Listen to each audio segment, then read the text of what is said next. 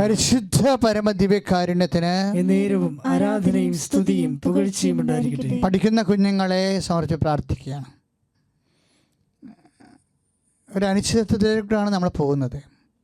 ഇപ്പോൾ online വിദ്യാഭ്യാസമൊക്കെ തുടങ്ങിയെന്നൊക്കെ പറയാമെങ്കിലും government തന്നെ പറഞ്ഞത് ടെസ്റ്റ് കേസാണെന്ന്.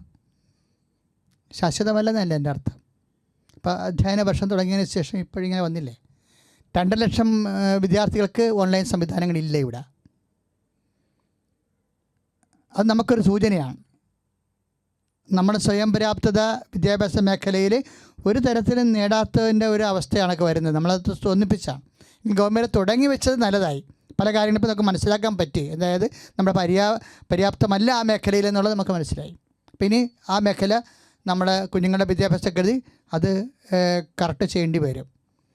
പക്ഷേ അതൊരു ശാശ്വതമായ വഴികൾ എടുക്കണമെങ്കിൽ കുറേ കാലമെടുക്കും. കൊറോണ നമ്മുടെ രാജ്യത്ത് നിന്ന് പോകാതൊരു മാർഗ്ഗവുമില്ല ശരിക്കും. അപ്പം നമ്മളത് വളരെ ഗുരുതരമായ വിഷയമാണ്. ഇതിന് വാക്സിൻ കണ്ടുപിടിക്കുകയാണ് ഏറ്റവും പ്രധാനപ്പെട്ട കാര്യം. ബാക്കിയെല്ലാം നമുക്ക് ചെയ്യാവുന്ന, നമ്മുടെ മാത്രം റിസ്കിൽ ചെയ്യാവുന്ന കാര്യമാണ്. ഈ റിസ്കുകളൊന്നും കുറേ ഇപ്പോൾ ഗവൺമെൻറ് തന്നെ നിസ്സഹായമായ ഒരു അവസ്ഥയിലല്ല. കാര്യം സോഷ്യൽ ഡിസ്റ്റാൻസിങ് നമുക്കറിയാം. അജ്ഞാത ഉത്ഭവങ്ങൾ അറിയാൻ പറ്റണില്ല. കൊറോണയുടെ പല സ്ഥലങ്ങളിലെ ഉത്ഭവങ്ങൾ അറിയാൻ പറ്റണില്ലെന്നുള്ള സൂചനയാണ് വാർത്തകളിൽ നമ്മൾ വായിക്കുന്നത്. അപ്പോൾ നമ്മുടെ കയ്യിൽ നിന്നും സമൂഹത്തിൻ്റെ കയ്യിൽ നിന്നും ഈ കാര്യം വിട്ടുപോയി. ജനങ്ങൾക്ക് ഇത് വന്നു കഴിഞ്ഞാൽ എവിടുന്ന് വന്നു എന്നറിയാൻ പറ്റാത്ത അവസ്ഥയെ. അത്രയും സങ്കടകരമായൊരവസ്ഥയാണ് ഇപ്പം നിലനിൽക്കുന്നത്. ഈ ഒരു മേഖലയിൽ ദൈവത്തിന് മാത്രമേ എന്തെങ്കിലും ചെയ്യാൻ പറ്റൂ എന്നുള്ളത് എല്ലാവർക്കും മനസ്സിലായ സത്യമാണ്. നമ്മൾ ആരും അല്ല എന്നുള്ളത് മനസ്സിലായി. ആരുമല്ല. ഇനി ദൈവം മാത്രമേ ഉള്ളൂ. നമുക്ക് പ്രാർത്ഥിക്കാം. കർത്താവായ ദൈവമേ, കൊറോണയ്ക്കും അതുപോലെ തന്നെ പല രോഗങ്ങൾക്കും മരുന്ന് കണ്ടുപിടിക്കുന്നതിന് ശാസ്ത്ര ലോകത്തെ അങ്ങ് ആശീർവദിക്കണമേ കർത്താവേ. ഇതിന്റെ തിരുമുറുവാർന്ന വലത്ത് കരത്താൽ കർത്താവേ ഇതിന് സമാധാനം ഉണ്ടാകാൻ, മനുഷ്യ സമൂഹം സമാധാനത്തിൽ ജീവിക്കുവാൻ ദൈവത്തിന്റെ കരുണ ചൊരിയട്ടെ.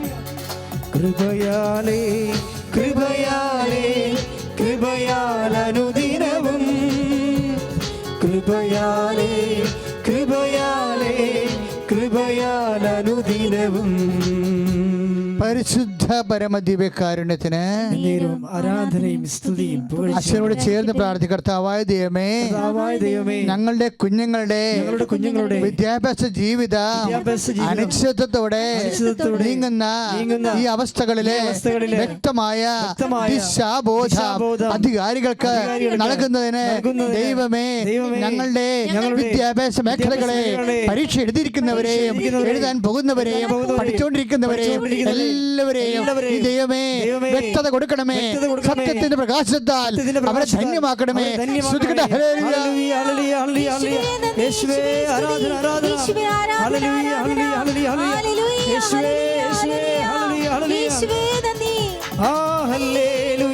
ജയം ഹല്ലേലൂയ, യേശു കർത്താവ് ജീവിക്കുന്നു. ഹല്ലേലൂയ, ജയം ഹല്ലേലൂയ, യേശു കർത്താവ് ജീവിക്കുന്നു. പരിശുദ്ധ പരമദിവ്യകാരുണ്യത്തിന് നേരവും ആരാധനയും സ്തുതിയും പുകഴ്ചയും ഉണ്ടായിരിക്കട്ടെ. മക്കളെ, ജോലിയില്ലാത്തവരെ സമർപ്പിച്ചും വരുമാന മാർഗങ്ങൾ നമ്മൾ വിചാരിക്കുന്നതിനേക്കാൾ ഗുരുതരമായ രീതിയിൽ വരുമാന മാർഗങ്ങൾ പരിതാപകരമായ അവസ്ഥയിലായിപ്പോയവരുണ്ട്. അവർ നിങ്ങൾ സാധാരണ പ്രാർത്ഥനയേക്കാൾ കുറച്ചുകൂടി വേദനയോടെ തന്നെയാണ് പരിശുദ്ധ അമ്മ വഴി അവരെ ഈശോയ്ക്ക് സമർപ്പിക്കേണ്ടത്. കുടുംബങ്ങൾ പട്ടിണിയായ മനുഷ്യൻ്റെ എല്ലാ ലെവലും പോകും, പിടിവിട്ടു പോകും. എക്കാലങ്ങളിലെല്ലാം ക്ഷാമങ്ങൾ ഉണ്ടായിട്ടുണ്ടോ അന്നെല്ലാം മനുഷ്യൻ ബൈബിളിൽ പോലും പറഞ്ഞിരിക്കുന്നത് ഇതിനേക്കാൾ നല്ലത് മരണമായിരുന്നു എന്നാണ്. ആ ഒരവസ്ഥയിലേക്ക് പോകരുത്. അച്ഛനോട് ചേർന്ന് പ്രാർത്ഥിക്കുക. അമ്മേ പരിശുദ്ധ അമ്മേ, അമ്മേ പരിശുദ്ധ അമ്മേ, ദേവമാതാവേ, അധ്വാന മേഖലകളെ, വരുമാന മേഖലകളെ നഷ്ടപ്പെട്ടവരെ, അതിന് നിവൃത്തിയില്ലാത്തവരുടെ മേൽ കർത്താവിന്റെ കരുണ ചൊരിയണമേ. മനുഷ്യന്റെ പൊതുസമൂഹത്തിന്റെ സ്നേഹത്തിന്റെ ശക്തിയും വർദ്ധിപ്പിക്കണമേ. ഹല്ലേലൂയ.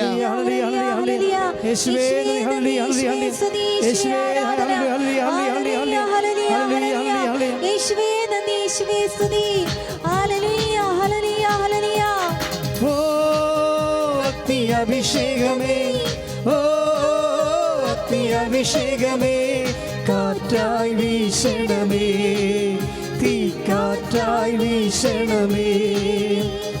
ഓ അഗ്നിയഭിഷേകമേ, ഓ അഗ്നിയഭിഷേകമേ, കാറ്റായി വീശണമേ, തീ കാറ്റായി വീശണമേ. പരിശുദ്ധ പരമദിവ്യകാരുണ്യത്തിന് നേരവും ആരാധനയും സ്തുതിയും പുകഴ്ചയും ഉണ്ടായിരിക്കട്ടെ. പ്രിയമുള്ളവരെ, രോഗികളെ വീണ്ടും നമ്മൾ ഓർക്കുകയാണ്. ത്വക്ക് രോഗമുള്ളവരെയാണ് ഇപ്പോഴച്ഛൻ്റെ മനസ്സിൽ ഈശോ തരണത്. ശരീരം മുളച്ചിരിക്കുന്നവരും കുരുചാടുന്നവരും നീര് വന്നിരിക്കുന്നവരും വിസർപ്പ രോഗികളും അതുപോലെ തന്നെ പലതരത്തിലുള്ള വെരിക്കോസിൻ്റെ അസുഖങ്ങളുള്ളവരെല്ലാം ഓർത്ത് പ്രാർത്ഥിക്കാൻ. കർത്താവായ ദൈവമേ, കർത്താവായ ദൈവമേ, ത്വക്ക് രോഗികളെ, ഉറക്കം പോലും വരാത്ത രീതിയിലുള്ള വേദന അനുഭവിക്കുന്നവരെ കർത്താവേ, പഴുപ്പ് ചീറ്റുന്നവരെയും ചോര പൊടിയുന്നവരെയും പൊറുക്കാത്ത മുറിവുകളെ യേശു ക്രിസ്തുവിന്റെ വിശുദ്ധ രക്തത്താൽ വാതരോഗങ്ങള്, വാതപ്പൊട്ടുകള്, വെരിക്കോസ് രോഗങ്ങള്, വിസർപ്പ രോഗങ്ങള് യേശു നാമത്തിലെ സൗഖ്യമാകട്ടെ.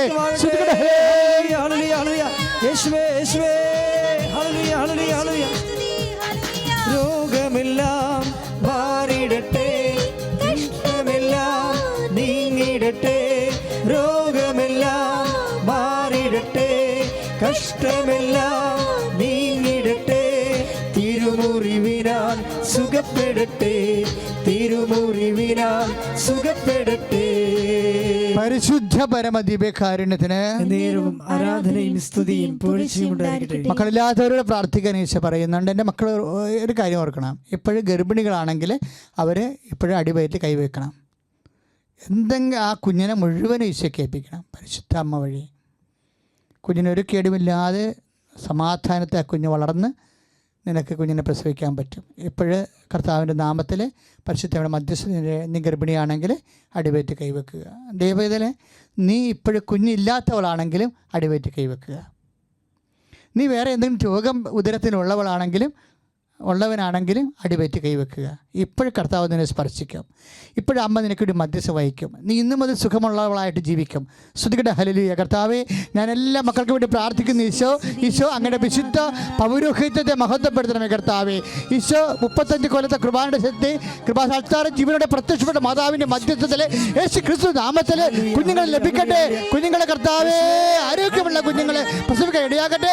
ഉത്തര രോഗങ്ങളെ യേശു നാമത്തിൽ സൗഖ്യമാകട്ടെ. Hallelujah, hallelujah. യേശുവേ, hallelujah, hallelujah, hallelujah, hallelujah, hallelujah. യേശുവേ, ആരാധന. ഓ അഗ്നിയഭിഷേകമേ, ഓ അഗ്നിയഭിഷേകമേ, കാറ്റായി വീശണമേ, തീ കാറ്റായി വീശണമേ. ഓ അഗ്നിയഭിഷേകമേ, ഓ അഭിഷേകമേ, കാറ്റായി വീശണമേ, ഈ കാറ്റായി വീശണമേ. പരിശുദ്ധ പരമദിവ്യകാരുണ്യത്തിന് നേരവും ആരാധനയും സ്തുതിയും പുകഴ്ചയും ഉണ്ടായിരിക്കട്ടെ. മക്കളെ, വീട് വെക്കാൻ പറ്റാത്തവർ ഇപ്പോഴും ഈ മഴയത്ത് എന്തുമാത്രം വേദനിക്കുന്നുണ്ടറിയാവോ? വീട് വെക്കാൻ സ്ഥലം കാണാത്തവർ, എപ്പോഴും വെള്ളമൊഴുക്കും പലതരത്തിലുള്ള കേടുകളും വഴിയില്ലാത്തവർ, സ്ഥലം അളന്നു കിട്ടാത്തവർ, സ്ഥലം പണയത്തിലായിരിക്കുന്നവർ, കടത്തിലായിരിക്കുന്നവർ, അതെല്ലാം നിങ്ങൾ ഈ സമയത്ത് ഓർക്കുക. കൃപാസനത്തിൽ അഭയം പ്രാപിക്കുക, അമ്മയുടെ തിരുസേന അഭയം പ്രാപിക്കുന്നവരെല്ലാം സാക്ഷ്യം പറയണത് നിങ്ങൾ ശ്രദ്ധിച്ചാൽ മനസ്സിലാകും. നിനക്കും ഒരു കാലത്ത് ലോക്ക്ഡൗൺ കഴിയുമ്പോൾ കർത്താവിൻ്റെ അനുഭവമായി വന്ന് സന്തോഷത്തിൽ സാക്ഷ്യം പറയാൻ കഴിയും. ദൈവമേ നന്ദി, യേശുവേ നന്ദി, പരിശുദ്ധാത്മാവേ നന്ദി, അമ്മേ നന്ദി. എൻ്റെ പേര് സിലി വർഗീസ്. ഞാൻ കണ്ണൂർ ജില്ല കരുവഞ്ചാൽ ഇടവകയിൽ നിന്ന് വരുന്നു. ഫെബ്രുവരി 25-നാണ് വന്ന് ഉടമ്പടി എടുക്കുന്നത്. ഇതെൻ്റെ രണ്ടാമത്തെ സാക്ഷ്യമാണ്. ഇതെൻ്റെ മകൾ ഡിയനിയയുടെ ഹസ്ബൻഡ് ആൽബിൻ, അവരുടെ കൊച്ചു റയാൻ മാത്യു ആൽബിൻ. ഞങ്ങളുടെ സ്ഥലം ജപ്തി നടപടിയെ തുടർന്ന് ഞാനിവിടെ വന്ന് ബഹുമാനപ്പെട്ട ജോസഫസിനെ കണ്ട് പ്രാർത്ഥിക്കുകയും അച്ഛൻ അമ്മ മാതാവിൻ്റെ അടുത്ത് എൻ്റെ ജപ്തി പേപ്പർ കൊണ്ടുവച്ച് പ്രാർത്ഥിച്ചിട്ട് അച്ഛൻ എന്നോട് പറഞ്ഞു, നിങ്ങൾക്ക് ഈ സ്ഥലം നിലനിർത്തി തരുന്നുണ്ട് എന്ന്.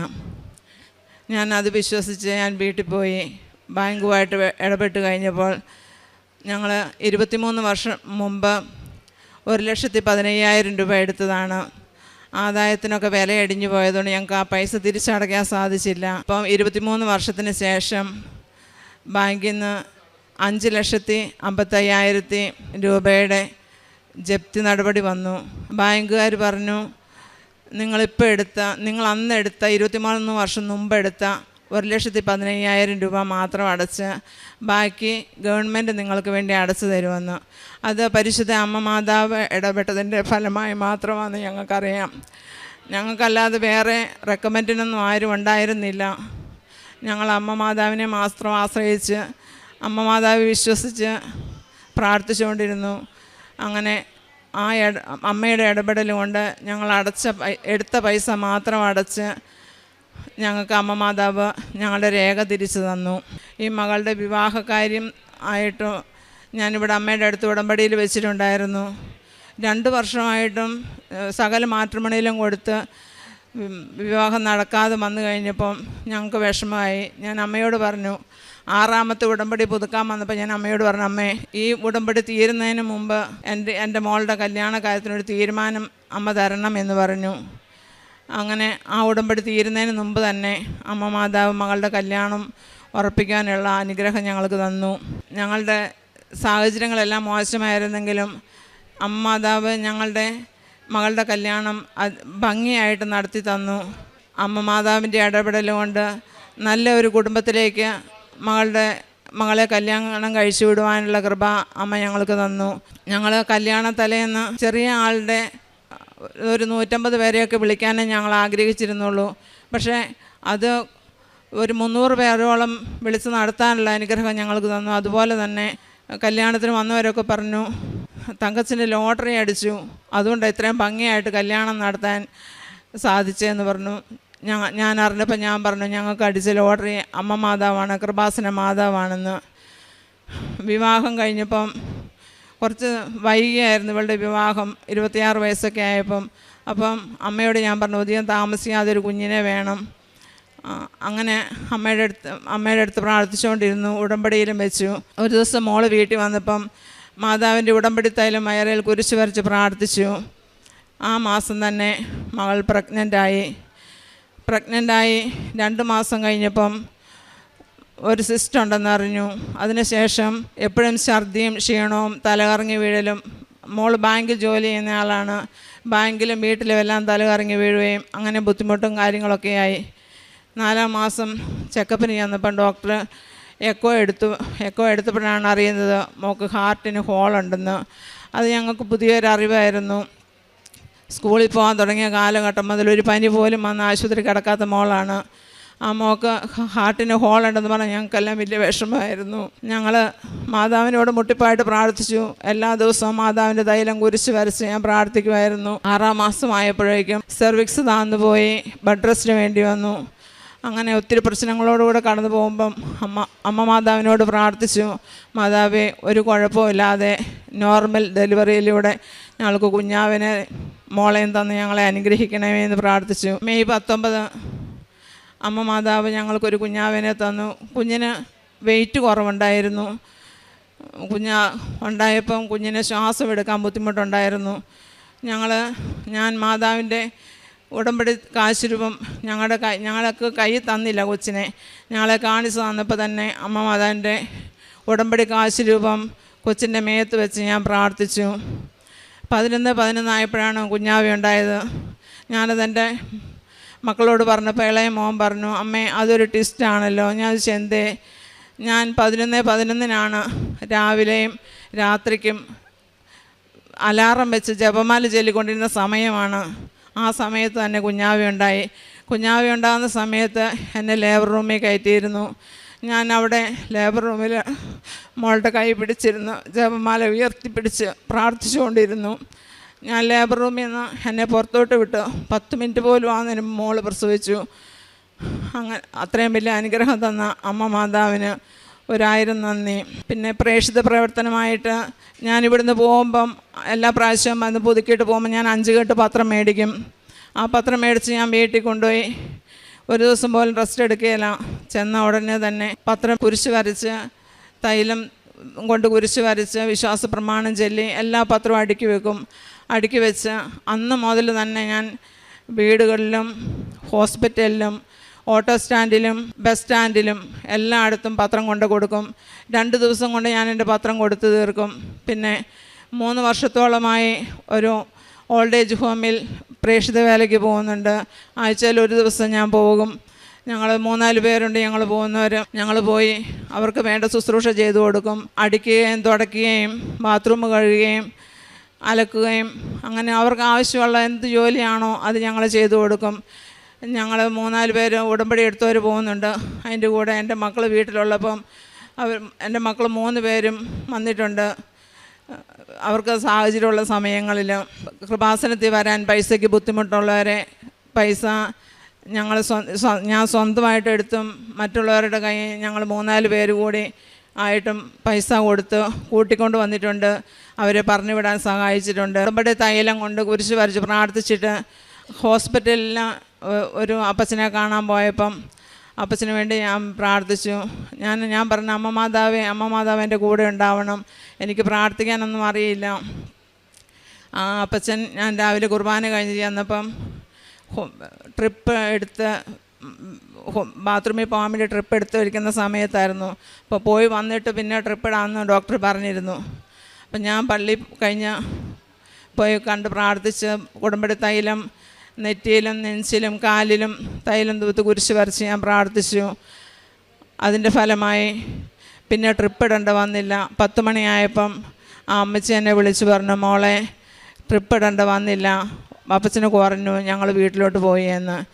പിന്നെ വേറെ ഒരു ഞങ്ങളുടെ ബന്ധുവായ ഒരു ചേട്ടന് ഉടമ്പടി തൈലം കുരിശ് വരച്ച് പ്രാർത്ഥിച്ചപ്പം ആ ചേട്ടൻ അന്നേരം എനിക്ക് സുഗന്ധാഭിഷേകം ഉണ്ടായിരുന്നു.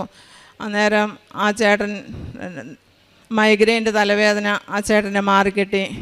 പിന്നെ ഒരു കൊച്ച് UK പോകാൻ വേണ്ടി പ്രാർത്ഥിക്കാൻ എൻ്റെ അടുത്ത് വന്നിട്ടുണ്ടായിരുന്നു. അന്നേരം ഞാൻ കുരിശ് വരച്ച് പ്രാർത്ഥിച്ചപ്പം എനിക്കും ആ കൊച്ചിനും സുഗന്ധാഭിഷേകം ഉണ്ടായി. അമ്മ മാതാവിനും ഈശോയ്ക്കും 1000 നന്ദി പറയുന്നു. അമ്മയ്ക്കും തിരുക്കുമാരനും 1000 നന്ദി. അമ്മ പറഞ്ഞ പോലെ എൻ്റെ വിവാഹം അമ്മ ഉടമ്പടിയിൽ വെച്ചിട്ടുണ്ടായിരുന്നു. 2 വർഷക്കാലം ഞാൻ എനിക്ക് ആലോചന നോക്കുന്നുണ്ടായിരുന്നു, ഒന്നും നടന്നില്ല. അപ്പോൾ ആ സമയത്ത് അമ്മ ഉടമ്പടിയിലുണ്ടായിരുന്നു. ഞാൻ ആ സമയത്ത് ഇവിടെ കൃപാസനത്തിൽ വന്ന് പ്രാർത്ഥനയ്ക്ക് മാത്രം വരുന്നുണ്ടായിരുന്നു, വന്നു പോകും. അങ്ങനെ ഇരിക്കെ അമ്മ ഉടമ്പടിയിൽ വെച്ച ആ സമയത്താണ് ഞാനിവിടെ വന്ന് എനിക്കിവിടെ നിന്ന് 2 പ്രാവശ്യം മുല്ലപ്പൂവിൻ്റെ സ്മെല്ല് എനിക്ക് കിട്ടിയിട്ടുണ്ടായിരുന്നു. ആ മാസം തന്നെയാണ് എനിക്ക് പ്രപ്പോസൽ വന്നതും അതും എൻ്റെ സെയിം ഇടവക, ഞങ്ങൾ പരിചയമുള്ള കുടുംബക്കാരാണ്. പക്ഷേ അത്ര അടുത്ത് കിടന്നിട്ട് ഞങ്ങൾക്ക് കണ്ടുപിടിക്കാൻ പറ്റാത്ത അമ്മ മാതാവ് ഞങ്ങൾക്ക് കാണിച്ചു തന്നു. അതുപോലെ തന്നെ എൻ്റെ കുഞ്ഞ് ഞങ്ങൾ ആഗ്രഹിച്ച സമയത്ത് അമ്മ മാതാവ് തന്ന കുഞ്ഞാണത്. ഞങ്ങൾ പ്രാർത്ഥിച്ചൊരുങ്ങി ഞങ്ങൾ സന്ധ്യാപ്രാർത്ഥനയിൽ ഞങ്ങൾക്കുണ്ടാവാൻ പോകുന്ന കുഞ്ഞിന് വേണ്ടി, മക്കളില്ലാത്ത ആൾക്കാർക്ക് വേണ്ടി ഞങ്ങൾ പ്രാർത്ഥിക്കുമായിരുന്നു. ആ മാസം അമ്മ എൻ്റെ ഉദരത്തിൽ കുരിശ് വരച്ച് അന്ന് മുതൽ ഞാൻ പ്രഗ്നൻ്റ് ആണെന്ന് അറിഞ്ഞ അന്ന് മുതൽ ഡെലിവറിയുടെ അന്ന് വരെ എൻ്റെ ഉദരത്തിൽ വിശുദ്ധ തൈലം കൊണ്ട് കുരിശ് വരയ്ക്കുമായിരുന്നു. അങ്ങനെ ഇത്രയും പ്രോബ്ലംസ് ഉണ്ടായിട്ടും എനിക്ക് ആ സമയത്ത് എങ്ങനെയെന്ന് അറിയില്ല, എത്രയോ പെട്ടെന്ന് എൻ്റെ ഡെലിവറി കഴിഞ്ഞ പോലെയായിരുന്നു. ഭയങ്കര അത്ഭുതകരമായിട്ട് ഇത്രയും പ്രോബ്ലംസിനുണ്ട്, കോംപ്ലിക്കേഷൻസിലൂടെ കടന്നു പോയിട്ടും എനിക്ക് എൻ്റെ അമ്മ മാതാവ് യാതൊരു പ്രശ്നങ്ങളും ഇല്ലാതെ നോർമൽ ഡെലിവറിയിലൂടെ എനിക്ക് കുഞ്ഞിനെ തന്നു. അമ്മ മാതാവിനും തിരുക്കുമാരനും 1000 നന്ദി പറയുന്നു. ഇതിൻ്റെ ഇടയ്ക്ക് ഞാൻ പല പ്രാവശ്യമായിട്ട് കൃപാസന മാതാവിനെ സ്വപ്നത്തിൽ കണ്ടിട്ടുണ്ടായിരുന്നു. അതെനിക്ക് ഉടമ്പടി എടുക്കണമെന്ന് ഞാൻ തീരുമാനിച്ച അന്ന് മുതൽ 1-2 പ്രാവശ്യം ഞാൻ കണ്ടിട്ടുണ്ട്. അതിന് മുന്നേ ഞാൻ കണ്ടിട്ടുണ്ടായിരുന്നു. ഇന്നാണ് ഞാൻ ഉടമ്പടി എടുക്കുന്നത്. അമ്മ മാതാവിൻ്റെ പ്രത്യക്ഷീകരണത്തിന് സാക്ഷിയാക്കിയ ദൈവപിതാവിൻ്റെ കാരുണ്യത്തിന് നന്ദി പറയുന്നു. എൻ്റെ പേര് ക്രിസ്റ്റി ജെയിംസ്. ഞാൻ തൃശ്ശൂർ ജില്ലയിലെ ആറ്റുപുറം ഇടവകയിൽ നിന്ന് വരുന്നു. ഞാൻ ആദ്യമായി ഉടമ്പടി എടുത്തത് 21/1/2024 ആദ്യമായി ഞാൻ സാക്ഷ്യം പറയുന്നത് B.Ed പഠിച്ചുകൊണ്ടിരിക്കുന്ന കാലഘട്ടത്തിൽ ടീച്ചിങ് ക്വാളിഫിക്കേഷൻ എക്സാമായ സെറ്റ് എക്സാമിന് എന്നെ പാസ്സാക്കിയ ഒരു സാക്ഷ്യമാണ്. ആ സമയത്ത് ഞാൻ ഉടമ്പടിയിലല്ലായിരുന്നു, എൻ്റെ അമ്മ ആയിരുന്നു ഉടമ്പടിയിലുണ്ടായിരുന്നത്. അമ്മയുടെ ഉടമ്പടി നിബന്ധനയിലുണ്ടായിരുന്നതായിരുന്നു സെറ്റ് എക്സാമിന് പാസ്സാവാനുള്ള ഒരു നിയോഗം. സെറ്റ് എക്സാം ഞാൻ എഴുതുന്ന സമയത്ത് ഞാൻ B.Edൻ്റെ ടീച്ചിങ് പ്രാക്ടീസ് കാലഘട്ടത്തിലായിരുന്നു. അതുകൊണ്ട് തന്നെ ഒട്ടും തന്നെ എനിക്ക് പ്രിപ്പയർ ചെയ്യാനായിട്ട് സമയം ലഭിച്ചിരുന്നില്ല. അതുകൊണ്ട് തന്നെ ദൈവത്തിൽ ഉറച്ച് വിശ്വസിച്ച് പ്രാർത്ഥിക്കുകയും എനിക്ക് പറ്റാവുന്ന സമയങ്ങളിൽ മാത്രം പ്രിപ്പയർ ചെയ്യുകയും മാത്രമാണ് ചെയ്തിരുന്നത്. എക്സാമിന് പോകുമ്പോൾ 100% എനിക്ക് ഉറപ്പായിരുന്നു ഞാൻ എക്സാം എഴുതാൻ പോകുന്ന സിലബസിൻ്റെ പകുതി പോലും ഞാൻ പ്രിപ്പയർ ചെയ്യാനായിട്ട് എനിക്ക് സാധിച്ചിട്ടില്ല. അപ്പോൾ അമ്മ തന്നിട്ടുള്ള ഉടമ്പടി തായാലും അമ്മയുടെ കാശ് രൂപ ഉപയോഗിച്ചിട്ടായിരുന്നു ഞാൻ എക്സാം എഴുതാനായിട്ട് പോയിരുന്നത്. ഓരോ ക്വസ്റ്റ്യൻ ചെയ്യുമ്പോഴും അമ്മ മാതാവിനോട് പ്രാർത്ഥിക്കും, ഞാനതിൽ കറുപ്പിക്കും. അങ്ങനെയായിരുന്നു എക്സാം എഴുതിയിരുന്നത്. അങ്ങനെ എക്സാം കഴിഞ്ഞതിന് ശേഷം ആൻസർ കീ വന്നിരുന്നപ്പോൾ ഞാൻ ഒരിക്കലും ആൻസർ കീ ഒത്തുനോക്കുന്ന ശീലമുള്ള ഒരാളായിരുന്നില്ല. പക്ഷേ എൻ്റെ മനസ്സിൽ പറഞ്ഞത് പ്രകാരം ഞാൻ ആൻസർ കീ ഒത്തുനോക്കിയപ്പോൾ സെക്ഷണൽ കട്ട് ഓഫുകൾ ഞാൻ ക്വാളിഫൈ ചെയ്തിട്ടുണ്ടായിരുന്നു. പക്ഷേ ടോട്ടൽ കട്ട് ഓഫ് ആയിട്ടുള്ള 48% എനിക്ക് ഉണ്ടായിരുന്നില്ല. 0.5% കുറവായിരുന്നു. അങ്ങനെ ഞാൻ അതുവരെ അമ്മ ഉടമ്പടിയിലായിരുന്നെങ്കിലും അതിൻ്റെ പ്രാർത്ഥനകളോ അതിൻ്റെ കാര്യങ്ങളൊന്നും ഞാൻ ചെയ്തിരുന്നില്ല. പക്ഷെ ഞാൻ ലൈറ്റ് ക്യാൻഡിൽ റിക്വസ്റ്റ് ഇട്ട് ഞാൻ അമ്മ മാതാവിനോട് പ്രാർത്ഥിച്ചു. അമ്മ മാതാവാണ് എനിക്കിത് തരുന്നതെങ്കിൽ എക്സാക്ട്ലി എനിക്ക് 48% മതി, അതിൽ കൂടുതലോ കുറവോ എനിക്ക് തരേണ്ടാന്ന്. റിസൾട്ട് വന്നപ്പോൾ എനിക്ക് എക്സാക്ട്ലി 48% ആയിരുന്നു. ഇതിലൂടെ എൻ്റെ കഴിവല്ല, ദൈവത്തിൻ്റെ കൃപയാണ് എന്നെ നടത്തിയിരുന്നതെന്നുള്ള ഉറച്ച ബോധ്യം എനിക്ക് ലഭിച്ചു. രണ്ടാമതായിട്ട് ഞാൻ 2024 ജനുവരി 21 ഞാനിവിടെ വന്ന് ഉടമ്പടി എടുക്കുമ്പോൾ ഞാൻ 6ാമത്തെ നിയോഗത്തിലായിട്ട് എഴുതിയിരുന്നത്, ഉടമ്പടിയുടെ ക്ലാസ് കേട്ടപ്പോഴും ഇതിനെക്കുറിച്ച് അറിഞ്ഞപ്പോഴും എനിക്ക് ഉത്തമ ബോധ്യമായിരുന്നു ഇത് ദൈവം നമുക്ക് തന്നിട്ടുള്ള ഒരു ദൈവത്തിലേക്ക് എത്താനുള്ള ഒരു ദൈവത്തിൻ്റെ കയ്യൊപ്പോട് കൂടിയിട്ടുള്ള ഒരു പ്രാർത്ഥനയാണ്.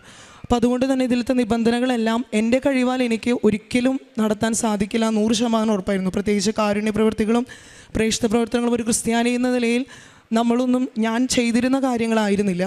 അപ്പോൾ അതുകൊണ്ട് തന്നെ ഈ കാര്യങ്ങളെല്ലാം ദൈവം സഹായിച്ചാൽ മാത്രമേ നടക്കൂ എന്നുള്ള ഉത്തമ ബോധ്യം എനിക്കുണ്ടായിരുന്നു. അതിൻ്റെ ഭാഗമായിട്ട് ഞാൻ ഉടമ്പടി എടുത്ത് ആഴ്ചയുടെ ഞാൻ അന്ന് സ്കൂളിൽ വർക്ക് ചെയ്യുന്നുണ്ടായിരുന്നു, ലീവ് വാക്കൻസിയിലായിട്ടായിരുന്നു. അങ്ങനെ വെള്ളിയാഴ്ച ആയപ്പോൾ ഉടമ്പടി എടുത്തിട്ടുണ്ടായിരുന്ന എൻ്റെ ഒരു കസിൻ ഇങ്ങനെ വിളിച്ച് നമുക്ക് നാളെ ഇങ്ങനെ ഒരു സ്ഥലത്തേക്ക് പോയാലോ, അങ്ങനെ ഓട്ടിസം ബാധിക്കുന്ന വ്യക്തികളെ പാർപ്പിക്കുന്ന ഒരു സ്ഥലം ഉണ്ടായിരുന്നു. അങ്ങനെ ആ ഒരു സ്ഥലം ഞങ്ങൾ ആദ്യമായിട്ട് പോവുകയും പിന്നീട് ഞങ്ങൾ തുടർന്ന് എല്ലാ ആഴ്ചകളിലും അവിടെ കാരുണ്യ പ്രവൃത്തികൾക്കായിട്ട് പോകാനും സാധിച്ചു. ഇതിൽ നിന്നും എനിക്ക് മനസ്സിലായി, ദൈവത്തിന് നമ്മൾ ചെയ്യാൻ ഉദ്ദേശിക്കുന്ന കാര്യം നമ്മളെക്കാൾ കൂടുതൽ നന്നായിട്ട് ദൈവത്തിന് ആഗ്രഹമുണ്ട്. നമ്മൾ അതിനൊരു മനസ്സ് കാണിച്ചാൽ മാത്രം മതി, ദൈവം നമ്മളതിൻ്റെ പൂർണ്ണതയിൽ എത്തിക്കുമെന്ന് എനിക്ക് ഉറപ്പായി. ഇങ്ങനെ ഞങ്ങൾ സന്തോഷത്തോടെ ഈ കാരുണ്യ പ്രവൃത്തികൾ ചെയ്തുകൊണ്ട് പോകുമ്പോൾ തന്നെ ആ സ്ഥലത്തേക്ക് വീട്ടിൽ നിന്ന് കുറച്ചധികം ദൂരം ഉണ്ടായിരുന്നു. ഞാൻ ഒരു ദിവസം 2 വീലറിൽ പോകുന്ന സമയത്ത് ആ സ്ഥലം വരെ ഞങ്ങൾ എത്തി. കൃത്യം ആ ചെയ്യുന്ന സ്ഥലത്തിൻ്റെ സ്പോട്ട് എത്തിയപ്പോൾ ലെഫ്റ്റിൽ നിന്ന് ഞാൻ റൈറ്റിലേക്ക് ഇൻഡിക്കേറ്റർ ഇടാതെ 2 വീലർ ഞാൻ ടേൺ ചെയ്തു. അങ്ങനെ പുറകിൽ നിന്ന് വരുന്ന ഒരു ബൈക്ക്, അവന് ബ്രേക്കും ഉണ്ടായിരുന്നില്ല, ഞങ്ങൾ ആക്സിഡൻ്റായി. അങ്ങനെ ഞങ്ങൾ തെറിച്ചു വീണെങ്കിലും കാര്യമായ പരിക്കുകളൊന്നും തന്നെ ഉണ്ടായിരുന്നില്ല. അപ്പോൾ ഇതിന് ശേഷം വീട്ടുകാർക്കാണെന്നുണ്ടെങ്കിലും ഇതറിഞ്ഞപ്പോഴും ഭയങ്കര പേടിയായി. പിന്നെ എൻ്റെ അശ്രദ്ധ തന്നെയായിരുന്നു. പക്ഷേ ഇതിന് ശേഷം ഞാൻ ആലോചിച്ചു, എന്തുകൊണ്ടായിരിക്കും ദൈവം ഇത്തൊരു പ്രതിസന്ധി ഉണ്ടായത് എന്ന് ഞാൻ ആലോചിച്ചു. പക്ഷെ അതിൻ്റെ തൊട്ടപ്പുറത്ത് തന്നെ എനിക്ക് അതിൻ്റെ ഉത്തരം തരാനായിട്ട് സാധിച്ചു. ഇതിലൂടെ ഞങ്ങളുടെ കസിൻസിനാണെങ്കിലും ഉടമ്പടി എടുത്തിട്ടുള്ള ആൾക്കാരും പിന്നീട് ഉടമ്പടി എടുത്തിരുന്ന ആൾക്കാരും ഇങ്ങനെ ഒരു സ്ഥലത്തെക്കുറിച്ച് അറിയുകയും അവരെല്ലാവരും പിന്നീട് അവിടേക്ക് എത്തിച്ചേരാനുള്ള ഒരു മാർഗം ദൈവം കാണിക്കുകയാണ് ചെയ്തത്. ഇത്രയും ജീവിത പ്രതിസന്ധികളുടെ ഇടയിലും അത് നന്മയാക്കി മാറ്റാനായിട്ട് ദൈവത്തിന് സാധിച്ചു. ദൈവം അതിനൊരു വഴിയൊരുക്കി തന്നു. കാരുണ്യ പ്രവൃത്തികളായിട്ട് ഞാൻ ചെയ്യാറുള്ളത് ഈ ഓട്ടിസം ബാധിച്ചിട്ടുള്ള വ്യക്തികളുടെ അവിടെ സഹായിക്കാനായിട്ട് പോകും. അതുപോലെ തന്നെ വൃദ്ധസദനത്തിൽ സഹായിക്കാനായിട്ട് പോകാറുണ്ട്. പ്രേക്ഷിത പ്രവർത്തനത്തിനായിട്ട് ഗവൺമെൻറ് ഹോസ്പിറ്റലിലും അതുപോലെ തന്നെ ബസ് സ്റ്റാൻഡുകളിലും പത്രം വിതരണം ചെയ്യാനുണ്ട്. ഉടമ്പടി വഴിയായിട്ട് എനിക്ക് പ്രാർത്ഥനയിൽ കൂടുതൽ വളരാനായിട്ടും നിബന്ധനകളിൽ ചില സമയങ്ങളിൽ അതിൽ മുടക്കം വരുത്താറുണ്ടെങ്കിലും വചനത്തോട് കൂടുതലായിട്ട് സ്നേഹിക്കാനും അതുപോലെ തന്നെ വിശുദ്ധ കുർബാനയിലെ അനുദിനം മുടങ്ങാതെ പങ്കെടുക്കാനായുള്ള ഒരു താല്പര്യമൊക്കെ എനിക്ക് ഉടമ്പടിയിലൂടെ ലഭിച്ചു. ഇനി നമ്മൾ ഉടമ്പടി ചെയ്യണം, എന്തിനു ചെയ്യണമെന്ന് ഞാൻ ചോദിക്കുമ്പോൾ ആ വ്യക്തികളോട് ഞാൻ പറയുന്നത് എന്തിനാണെന്ന് വെച്ചാൽ, നമ്മൾ ക്രിസ്ത്യാനികളായിരുന്ന നമ്മൾക്ക് നമ്മൾ ജീവിച്ചിരുന്ന കാര്യങ്ങളാണ് ക്രിസ്ത്യാനി ചെയ്യേണ്ടതെന്നായിരുന്നു ഞാൻ വിചാരിച്ചിരുന്നത്. പക്ഷേ ഉടമ്പടിയിൽ നമുക്കൊന്നും എക്സ്ട്രാ ആയിട്ട് പറയുകയല്ല ചെയ്യുന്നത്. ക്രിസ്ത്യാനികൾ എങ്ങനെയാണ് ജീവിക്കേണ്ടത് എന്നുള്ള ഒരു കൃത്യമായ മാർഗ്ഗരേഖ അമ്മ മാതാവ് ഇവിടെ പ്രത്യക്ഷപ്പെട്ടുകൊണ്ട് നമുക്ക് ഓരോരുത്തർക്കും പറഞ്ഞു തന്നുകൊണ്ട് നമ്മളെ നിത്യജീവിതത്തിലേക്ക് ഒരുക്കുകയാണ് ചെയ്യുന്നത്.